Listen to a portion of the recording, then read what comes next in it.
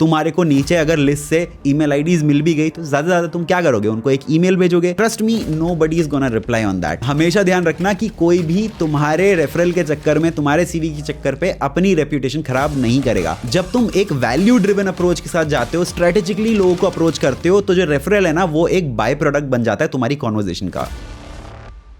अगर तुम Google, Deloitte, Microsoft, Accenture जैसी बड़ी कंपनीज में जाना चाहते हो या उसमें अप्लाई कर रहे हो और तुमको कोई रिजल्ट नहीं मिल रहा है, तो तुमने सही वीडियो पे क्लिक किया है, because there could be an number of things wrong about your approach. इस वीडियो में तुमको बताऊंगा how I crack the algorithm of top companies, कैसे मुझे डेलॉइट, गार्टनर, अडोबी, HCL जैसी बड़ी कंपनीज से ऑफर आए, और उसके अलावा मैं तुमको बताऊंगा कि MNCs जो होती हैं वो एक्चुअली किस तरीके के लोगों को हायर करती हैं। अगर तुम्हारे पास कोई रेफरल नहीं है, किसी को तुम नहीं जानते ऐसी कंपनीज में, तो तुम कैसे घुस सकते हो, तुम्हारे रिज्यूमे और लिंक्डइन का क्या रोल रहता है यहाँ पे, और कैसे तुम जीरो से स्टार्ट करके ऐसी बड़ी कंपनीज के रेडार में आ सकते हो। तुम मेरी बातों पे विश्वास कर सकते हो क्योंकि मैं खुद एक Tier 3 कॉलेज से था और आज के टाइम में मैं डेलॉइट के साथ काम कर रहा हूँ। तो इस वीडियो को पूरा देखना, क्योंकि इस वीडियो में मैंने वो सारी चीजें बताई हैं जो मैंने पर्सनली खुद यूज करी हैं अपने करियर को ग्रो करने के लिए। And if you haven't already, तो मेरे चैनल को जरूर सब्सक्राइब कर लेना, क्योंकि तुम्हारी करियर और पर्सनैलिटी के लिए बैठा है तुम्हारा ब्रो टॉक प्रो। वीडियो शुरू होने से पहले बहुत सिंपल सा सवाल मैं तुमसे पूछना चाहता हूँ। क्या तुम्हें लगता है कि ये जो बड़ी MNCs होती हैं, जो बड़ी कंपनीज होती हैं, ये तुम्हारे पोटेंशियल पे तुम्हें हायर करती हैं? वेल, इसका जवाब थोड़ी देर में तुमको मिल ही जाएगा, लेकिन फिर भी तुम जो सोचते हो वो कमेंट सेक्शन में बता सकते हो, और जब मिलेगा ना, तुम्हारा पूरा पर्सपेक्टिव चेंज हो जाएगा। अब देखो, सबसे पहले तुम्हारा मिथ तोड़ते हैं। मिथ अबाउट कि अगर मेरे पास कोई बड़ी कंपनी का, बड़े इंसान का, किसी का रेफरल है, तो मेरी एंट्री उस MNC में आराम से हो जाएगी। वेल, इस मिथ को तोड़ने से पहले मैं तुमको बता दूं, अगर तुम्हें रेफरल चाहिए तो मैंने नीचे डिस्क्रिप्शन में 1800 से ज्यादा HRs का ईमेल आईडी, कॉन्टैक्ट सब डाल के रखा हुआ है, वहां से तुम लिस्ट उठा सकते हो। लेकिन उससे पहले ये समझना कि रेफरल हो तो ही MNC में एंट्री हो सकती है is right and wrong. Right because तुम्हारा CV डेफिनेटली हाईलाइट हो जाता है, उससे थोड़ी हेल्प मिल जाती है। And no because referral shortcut जरूर है, लेकिन गारंटी नहीं है। मैं पर्सनली ऐसे बहुत लोगों को जानता हूं जिनके 0 रेफरल्स थे और आज वो गूगल, मेटा, डेलॉइट जैसी बड़ी कंपनी से बैठे हैं, और ऐसे लोगों को भी जानता हूं जिनके पास बहुत सारे रेफरल थे, फिर भी उनको HR ने सीन जोन कर दिया, आज तक कॉल बैक नहीं आया उनको। क्योंकि समझो, MNCs का बस एक सिंपल सा सवाल होता है कि ये बंदा जिसको हम हायर कर रहे हैं, क्या ये डे 1 से वैल्यू क्रिएट कर सकता है? हाँ, इस चीज की वेटेज जरूर होती है कि तुम अच्छे कॉलेज से हो, तुम्हारे पास बड़े कॉलेज का ठप्पा है, तुम बड़े कॉलेज के बड़े टॉपर रहे हो, मगर ये एक एडेड एडवांटेज है, लेकिन ये एक डिसीजन मेकर कॉन्टेक्स्ट नहीं होता है। क्योंकि जब तुम्हारा रोल बढ़ता रहेगा, जब तुम्हारा इंडस्ट्री में एक्सपीरियंस बढ़ता रहेगा, तो ये सब जो चीजें हैं ना, ये सब पैरामीटर्स धीरे धीरे हल्के होते रहेंगे, इतना प्रभाव जो है तुम्हारी कैंडिडेचर पे नहीं डालेंगे। मोस्टली लोग इसलिए हार जाते हैं क्योंकि या तो वो सेम रेज्यूमे से 100 जॉब्स पे, 100 जगहों पे अप्लाई कर रहे हैं, B, उन्होंने अपने रेज्यूमे में सिर्फ और सिर्फ स्किल्स लिखी हैं, कोई इंपैक्ट नहीं लिखा, बस उन्होंने बता रखा है कि मैं अपनी पिछली कंपनी में ये कर रहा था, या फिर मैंने अपनी कॉलेज लाइफ में ये चीजें करी हैं। इसका इंपैक्ट क्या है, क्या नंबर्स जनरेट हुए हैं, क्या स्टैटिस्टिक्स जनरेट हुई है, वो उन्होंने रेज्यूमे में नहीं लिखा। 3, उन्होंने अपने लिंक्डइन को बस एक बायोडेटा बना के छोड़ दिया है। एंड 4, जब वो HR को मैसेज करते हैं या किसी स्टेक होल्डर को मैसेज करते हैं, तो वहां पे उस मैसेज में वो लिख देते हैं, प्लीज मुझे रेफर कर दो। रोल डिफाइन नहीं करते, वैकेंसी डिफाइन नहीं करते, कुछ भी डिफाइन नहीं करते, जस्ट सिंपल एक छोटा सा रिक्वेस्ट डाल देते हैं कि रेफर कर दो। भाई, यू हैव टू अंडरस्टैंड कि आज के टाइम में किसी भी स्टेक होल्डर के पास इतना टाइम है ही नहीं कि वो तुमको एंटरटेन करे। देखो, इस पूरे सिनेरियो में तुम्हारे पास उनका कोई कॉन्टैक्ट तो है नहीं जिससे तुम उसको फोन कर लो। तुम्हारे को नीचे अगर लिस्ट से ईमेल आईडीज मिल भी गई, तो ज्यादा से ज्यादा तुम क्या करोगे, उनको एक ईमेल भेजोगे।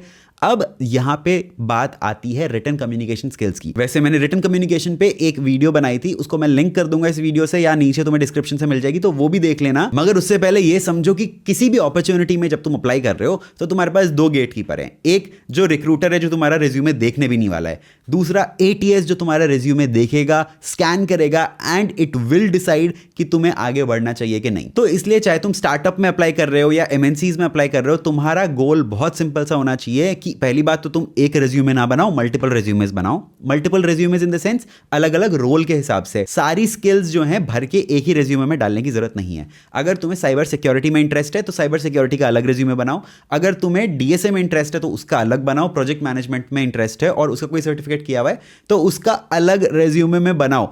हर सारी स्किल्स को एक ही जगह कंसोलिडेट करने की कोई जरूरत नहीं है।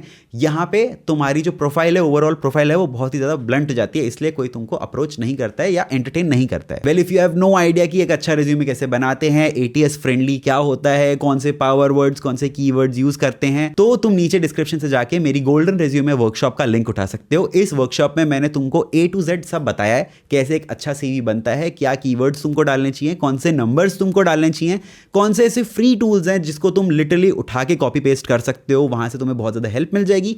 और तो और जिस रेज्यूमे ने मेरे को डेलॉइट में एंट्री दिलवाई थी, वो रेज्यूमे का टेम्पलेट भी मैंने वहां पे डाल दिया। अपना रेज्यूमे नहीं डाला है, पहले बोल दूं, एक गाली मत देना मेरे को, उसका टेम्पलेट डाला है कि उस टेम्पलेट के हिसाब से तुम अपनी इंफॉर्मेशन अपने अकॉर्डिंग भर सकते हो। हाँ, बट मान के चलो कि तुम्हारा एटीएस रेज्यूमे ऑलरेडी एग्जिस्ट करता है, या मेरी वर्कशॉप देखने के बाद तुमने अपना एटीएस फ्रेंडली रेज्यूमे बना लिया। अब क्या, what's next? Next is visibility to recruiters. अब वो विजिबिलिटी कैसे आएगी? एक पीस ऑफ पेपर से तो नहीं आएगी, सीवी तो तब होगा ना जब तुम किसी जॉब में अप्लाई करोगे। What before that? सो उसके लिए तुमको अपना लिंक्डइन चमकाना पड़ेगा, क्योंकि सच ये है कि आज के टाइम में जो टॉप रिक्रूटर्स होते हैं बड़ी बड़ी एमएनसीज के, वो लिंक्डइन से ही लोगों को छाट लेते हैं। वो लिटरली जॉब पोर्टल्स पे जाते भी नहीं है मोस्ट ऑफ द टाइम्स। उनको तभी जाना पड़ता है जब पूरा प्रोसेस उनको ऑफिशियल बनाना होता है। अनऑफिशियल वे में वो लिंक्डइन से भी लोगों को छाट लेते हैं। जरूरी नहीं है कि तुमको लिंक्डइन पे कुछ लिखना ही है, कोई आर्टिकल पोस्ट करना है या कोई पोस्ट डालनी है, एक्सेट्रा एक्सेट्रा। ऐसी इसकी कोई बिल्कुल भी जरूरत नहीं है। तुम्हें अपनी प्रोफाइल की एक बेसिक हाइजीन मेंटेन करके रखनी है। अगर तुमको बिल्कुल भी नहीं आइडिया, तो मैंने इसके ऊपर भी भाई वीडियो बना रखी है, मैं नीचे डिस्क्रिप्शन में इसका भी लिंक दे दूंगा, तुम वहां से जाके दे सकते हो, because obviously it's a very broad topic. LinkedIn A to Z कैसे बनाते हैं, ये बहुत लोग इसका बहुत ज़्यादा पैसा चार्ज करते हैं। मैंने इसको एकदम एब्सोल्युटली फ्री ऑफ कॉस्ट डाल रखा है नीचे, तो तुम वहाँ से जाके उठा सकते हो और देख सकते हो कैसे तुम अपने लिंक्डइन को और बेटर बना सकते हो। Now see, it's all the game of visibility. जितना विजिबल तुम रिक्रूटर के सामने रहोगे, उतनी ज़्यादा तुम्हारे चांसेस बढ़ जाएंगे ऐसी बड़ी कंपनीज में जाने के। And in the mean while, जब तुम ये सारी चीज़ें कर ही रहे हो, तो मैंने अपने लिंक्डइन का लिंक भी नीचे डिस्क्रिप्शन में डाल रखा है। जाके मेरे को ऐड कर लेना, फॉलो कर लेना लिंक्डइन पे, क्योंकि अगर डेलॉइट में कोई भी अपॉर्चुनिटीज आती हैं, कोई रेफरल चाहिए या फिर कोई ओपनिंग्स आ रही है किसी भी इंटर्नशिप के लिए, फुल टाइम रोल्स के लिए, तो मैं वहां पे अपडेट करता रहता हूं, वहां पे डालता रहता हूं, तो वहां से भी तुमको पता चल जाएगा। हाँ, बट अगर तुम मुझे ऐड करके ये बोलने वाले हो कि सर रेफरल दे दो, तो अभी रुक जाओ।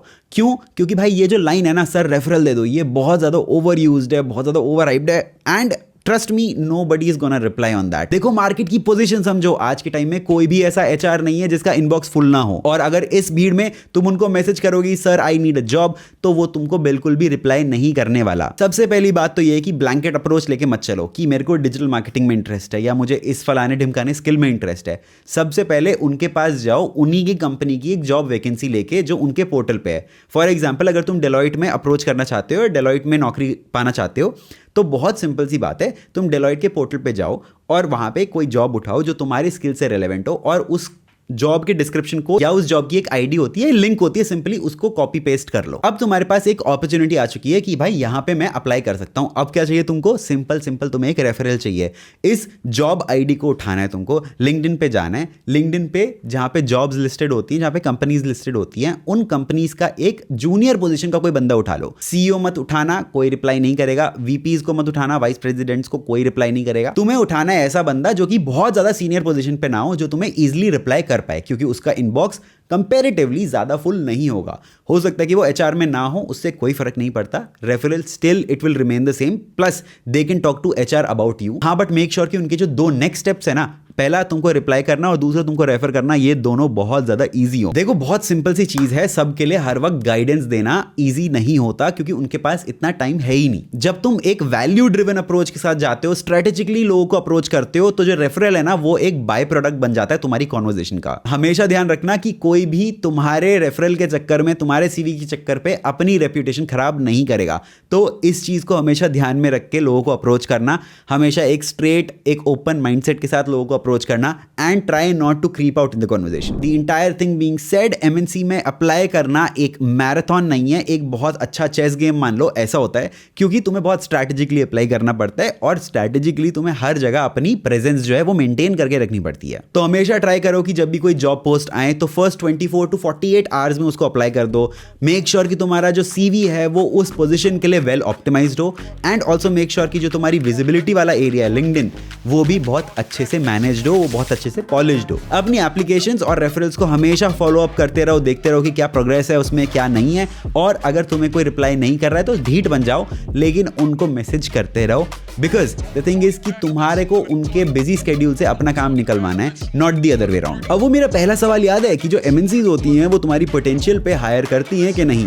वेल, उसका आंसर अगर तुमने कमेंट सेक्शन में दिया है तो बहुत बढ़िया, नहीं तो अभी सुनो। Most of the MNCs try to ignore your potential. Why? Because उनके पास इतना टाइम नहीं होता कि वो तुम्हें बैठा के ट्रेन करें। ये जो स्टार्टअप्स होती हैं, छोटी कंपनी होती हैं, वो तुमको बिल्ड करती हैं, वो तुम्हें अलग अलग स्किल सिखाती हैं बहुत सारे एरियाज में। लेकिन जो MNC होती है ना, उसको एक मंझावा बंदा चाहिए रहता है, रेडीमेड प्रोडक्ट उनको चाहिए रहता है कि उस पर्टिकुलर रोल के लिए वो वहां पे फिक्स हो जाए और वहां पे ही काम करता रहे। इस गेम को जितना जल्दी समझ लोगे उतना जल्दी तुम्हारा फ्रस्ट्रेशन कम हो जाएगा और स्ट्रैटेजिकली तुम अपना खुद का गेम प्लान भी बना पाओगे। अगर तुम अभी भी कंफ्यूज्ड हो कि स्टार्टअप ज्वाइन करनी है या बड़ी कंपनीज, तो नीचे कमेंट कर देना, मैं इसके ऊपर भी एक वीडियो बना दूंगा। बट आई होप कि तुम्हें ये पूरी वीडियो देखने के बाद इतनी क्लैरिटी मिल गई होगी कि MNCs में कैसे अप्लाई किया जाता है और क्या अप्रोच रहती है उनके सामने अपनी बेस्ट कैंडिडेचर दिखाने की। रिज्यूमे कैसे बनाना है, लिंक्डइन कैसे ऑप्टिमाइज करना है, किन लोगों को अप्रोच करना है, कैसे अप्रोच करना है, कैसे तुम्हारी रिटन कम्युनिकेशन स्किल्स अच्छी होनी चाहिए, वो सब मैंने तुमको बहुत अलग अलग वीडियोस में भी बताया और इस वीडियो में मैंने तुमको थोड़ा आइडिया दे दिया है। तो अगर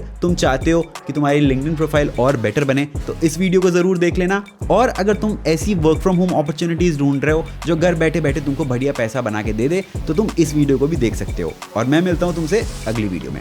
टिल देन, गुड बाय।